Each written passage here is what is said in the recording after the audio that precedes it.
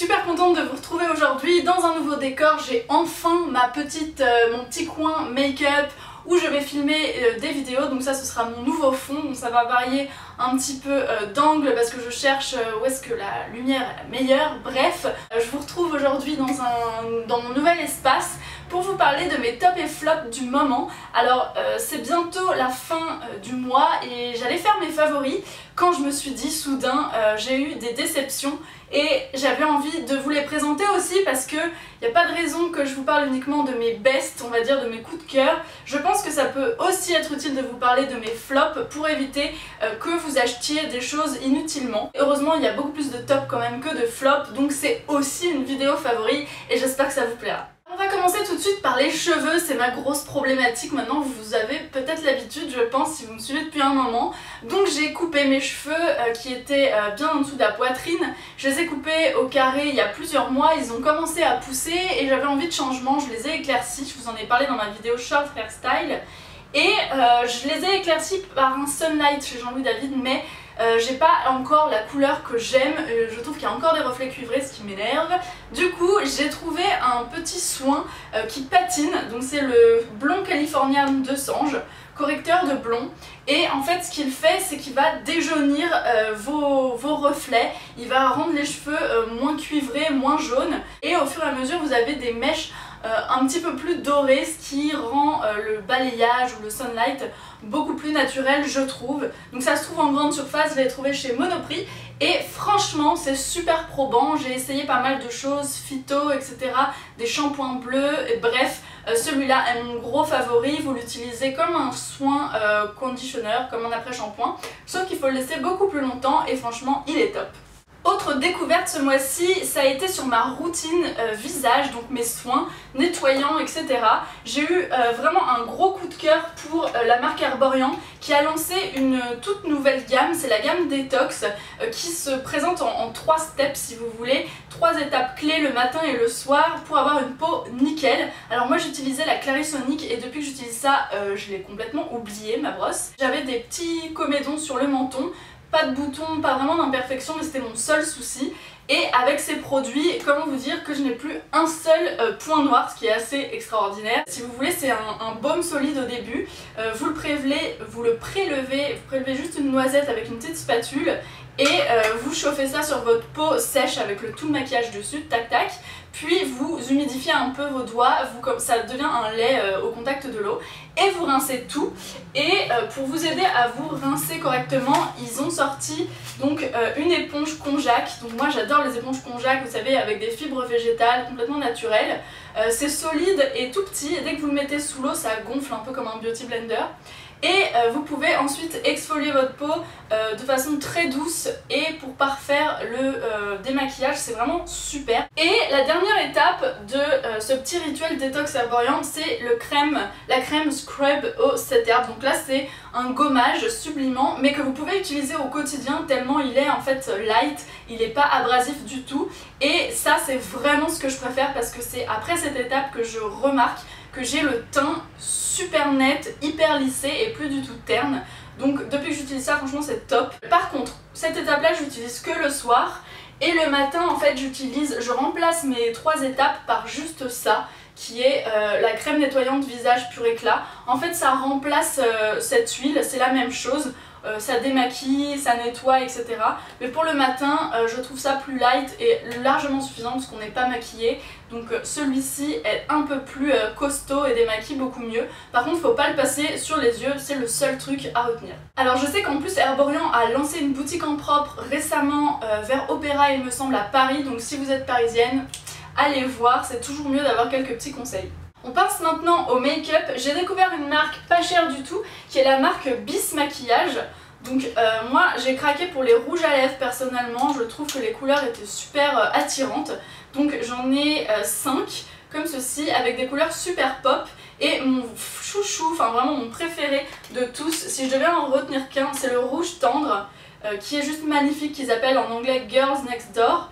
Et c'est en fait un corail hyper vibrant, super néon, qui est juste magnifique. J'essaierai de vous en tirer un petit close-up avec un swatch par ici. pour que vous puissiez voir. Ça coûte vraiment pas cher, dans les 4-5 euros, et c'est un fini mat, donc moi c'est mon fini préféré. Et pour l'été, franchement, avec la peau un tout petit peu hâlée, il rehausse super bien le teint, je le trouve juste divin. Côté make-up, j'ai fait des découvertes super cool chez Shiseido, particulièrement donc pour les lèvres et pour le teint. Donc oui, c'est un produit teint, c'est un petit stick correcteur. Donc Perfecting Stick Concealer de Shiseido que j'ai sur le visage, que j'utilise en triangle sous les cernes et localement en correcteur. Donc moi j'ai le Natural Light, c'est la teinte 22 clair naturel. Et ça se présente en stick et en fait ça glisse mais d'une manière incroyable, j'ai jamais vu ça sur la peau. C'est très crémeux et pourtant c'est pas du tout asséchant du coup, mais c'est pas non plus le truc qui va être tout liquide et qui va filer dans les plis. Il couvre super bien si vous avez des imperfections, des boutons. Je crois qu'à la base c'est plutôt un correcteur, mais moi je l'adore en anti-cerne, il est formidable. Une autre nouveauté chez Shiseido, ce sont les rouges à lèvres Voile Élégance. Donc il y a plusieurs teintes, je vous ai mis ça sur Instagram et moi il y a une teinte que j'aime énormément, c'est la 405, celle-ci qui est un rose un tout petit peu satiné. Ils ont la particularité en fait d'hydrater comme des baumes, des beurres à lèvres, mais d'être tellement confortable qu'on oublie en fait qu'on a de la couleur sur les lèvres, mais pourtant ils sont très pigmentés. C'est surprenant, on a rarement les deux en même temps, l'opacité d'un rouge à lèvres et le confort d'un baume, c'est assez rare. On continue côté make-up et deux produits qui vont un peu ensemble alors qu'ils ne sont pas du tout de la même marque. Moi je les utilise, je les adore. Donc aujourd'hui j'ai ça sur le teint comme fond de teint, c'est le Infaillible 24 heures mat de L'Oréal Paris.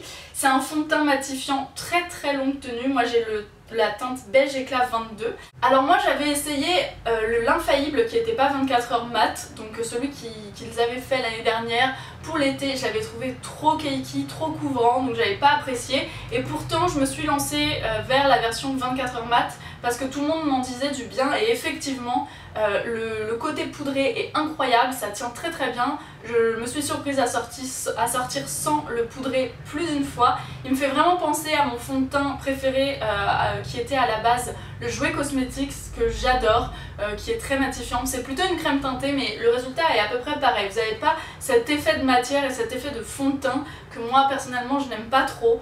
Donc franchement il est top et je le combine donc une fois que j'ai fini au Photo Finish Primer Water qui est un spray fixant de chez Smashbox sans silicone, sans alcool et sans huile, et ça c'est rare donc je le souligne. Vous pouvez l'utiliser de deux manières, soit à la fin de votre maquillage, tac vraiment après votre poudre et tout, pour faire un peu popper et tenir tout ce qui est blush, fond de teint etc. Ça accentue vraiment le make-up, mais vous pouvez aussi l'utiliser en tout premier en fait comme une base pour avoir un rendu beaucoup plus flouté, diffus et qui va tenir. Donc avant le fond de teint ou tout à la fin de votre routine make-up pour faire tenir. Et moi j'ai découvert une troisième façon aussi, c'est au cours de la journée. Quand je trouve que mon fond de teint est un petit peu oxydé ou plus très joli, si je dois ressortir après avoir travaillé le soir, et je vais prendre un petit sopalin pour éponger tout ce qui est sébum et bim, je vais remettre un petit peu de primer water photo finish de Smashbox et bam, ça retrouve toute sa fraîcheur du matin et franchement c'est top. Alors une autre découverte cette fois-ci pour les lèvres, c'est un petit baume, ce coup-ci c'en est vraiment un, c'est pas teinté du tout. C'est Balmy qui fait ça, c'est un petit cube coloré, moi j'ai choisi le mint parce que j'adore ça. Vous le tournez et en fait c'est en forme de baume à l'intérieur. Alors moi je l'ai utilisé jusqu'à l'os, j'ai envie de dire, donc il est plus franchement super sympa, enfin super joli, mais bref, il fonctionne toujours aussi bien. Ce qui est bien avec la forme un peu baume, c'est que vous pouvez le mettre comme ça, hop, et faire aussi bien le haut que le bas tout de suite, ce qui vous permet de l'utiliser en mouvement si vous voulez dans la rue etc. Il a été créé en fait pour ça, si vous faites du sport ou autre, de l'utiliser à n'importe quel moment sans avoir à être statique, donc dans le métro ou autre. Il est très pratique, il hydrate vraiment super bien. Il coûte 4 € sur mon e-shop, donc si jamais ça vous intéresse, j'ai 4 parfums. Il y a noix de coco, framboise, fraise et menthe. Moi je les adore, surtout le mint en fait, celui-là en fait il repulpe un peu les lèvres parce qu'il a cet effet un peu froid, comme un Carmex mais en moins puissant quand même.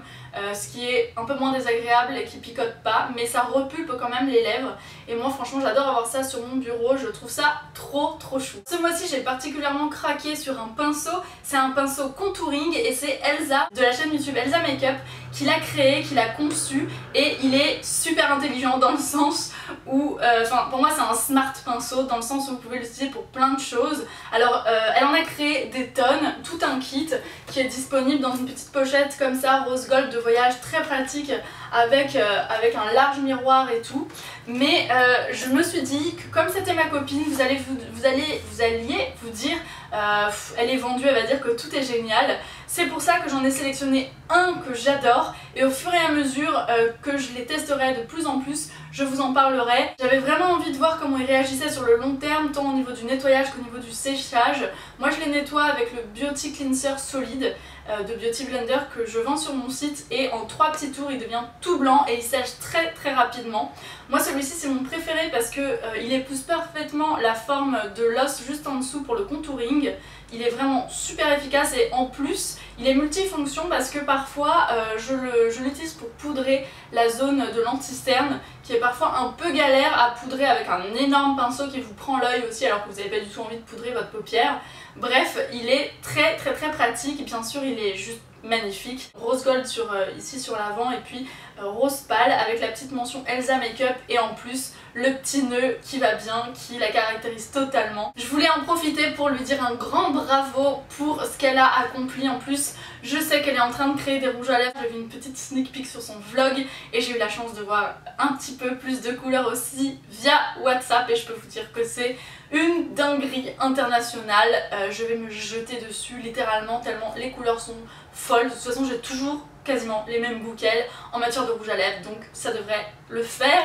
On passe maintenant à mes flops du moment et ils sont deux. J'ai un flop, enfin presque 3 en fait. J'ai un flop cheveux et un flop fond de teint qui coûte une méga blinde et donc comment vous dire que j'ai grave les boules parce que ça m'a coûté un rein et demi et c'est pas du tout probant. Forcément je l'ai oublié, donc il va falloir que je le cherche par ici.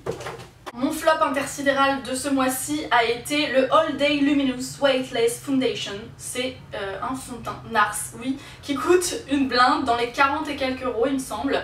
Tout le monde en faisait son éloge en disant que c'était super longue tenue et je pensais qu'il allait me correspondre beaucoup plus puisque tout le monde me disait, et j'avais lu dans plein d'articles de blogueuses beauté, que sur les peaux mixtes il matifiait super bien.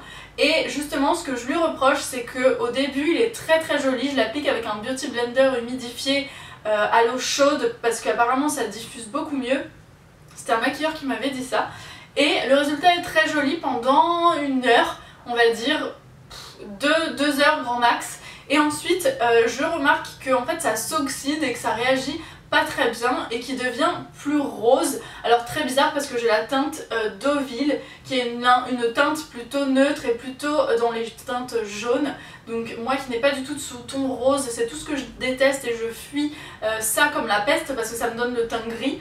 Et finalement ce fond de teint sur le long terme, dans la durée, dans la journée, ça ne va pas, ça devient, comme je vous le dis, ça s'oxyde, ça perd de son éclat et ça ne matifie pas du tout toute la journée, alors que un produit qui coûte une dizaine d'euros comme le Infallible 24 heures mat a eu un résultat bien plus sympa pour moi. Alors je suis complètement dégoûtée parce que la différence de prix est quand même super notable. Là on est à plus de 40 euros et là une dizaine d'euros, donc je suis dégoûtée et maintenant j'hésite à me diriger vers un fond de teint NARS, surtout que c'est pas la première fois que je suis déçue, alors que j'adore leur blush et j'adore leurs produits lèvres. Respire Sarah. Voilà, donc si vous alliez acheter le NARS Luminous Weightless, et ben c'est pas la peine. Autre méga flop, ce sont des shampoings Aesop. Je sais pas trop si ça se prononce comme ça. Moi je dis ça comme ça, je l'avais vu sur les vidéos de Et pourquoi pas Colline que j'adore et qui utilise des shampoings naturels, sans silicone, etc. Et puis en me baladant dans le Marais, je suis tombée sur cette boutique. Je me suis dit tiens, je pensais que c'était juste des e-shops et qu'on pouvait pas s'en procurer en vrai. Donc j'ai longuement parlé avec la vendeuse qui était vraiment superbe, pleine de bons conseils et qui m'a dirigée vers la gamme Volumizing. Donc du shampoing et de l'après-shampoing volume. Enfin pour le volume, J'aime pas du tout, je sais pas si c'est le fait que ce soit sans silicone, pourtant j'en ai utilisé plein sans silicone, mais ils me font un effet asséchant de malade. Alors je sais pas si c'est le prix à payer pour avoir du volume, mais moi j'aimerais avoir du volume et avoir quand même les cheveux doux et brillants. Et j'ai pas trouvé que c'était plus volumisant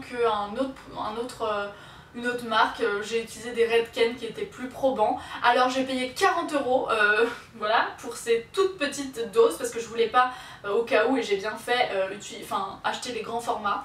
Donc 200 ml, voilà, en tout ça m'a coûté 40 €. Je trouve ça exorbitant pour ce que c'est. Alors apparemment c'est pas 100% naturel, mais ça s'y approche, il y a quand même des choses un petit peu chimiques. Bref, j'ai pas du tout envie de tester une autre gamme du coup, alors que sûrement Colline en avait proposé peut-être d'autres qui marcheraient bien. Mais là ça m'a vraiment déçue, et si je dois attendre un mois pour avoir un résultat joli vu que c'est sans silicone, ça m'intéresse pas.